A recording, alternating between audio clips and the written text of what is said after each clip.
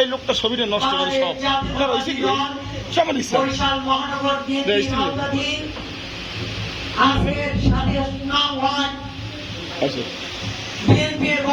সংগঠন কর্তৃক আয়োজিত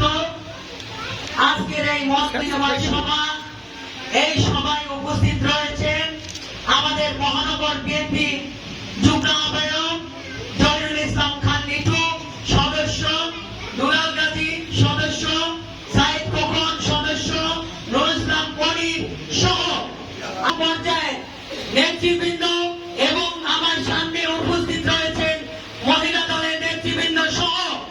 ছাত্রদল, যুবদল, স্বেচ্ছাসেবক দল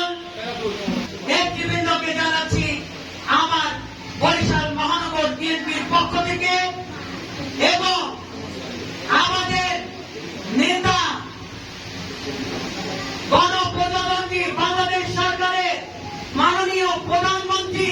জনাব তারেক রহমানের পক্ষ থেকে জানাই সংগ্রামী শুভেচ্ছা। প্রিয় নেতৃবৃন্দ, আমি আপনাদের মাঝে আজকে এসেছি আপনাদের সুখ দুঃখ এবং আগামী দিনে আপনারা জানেন যে আমাদের মাননীয় প্রধানমন্ত্রী যে পরিকল্পনাগুলো নিয়েছেন বাস্তবায়ন করব। আমি এর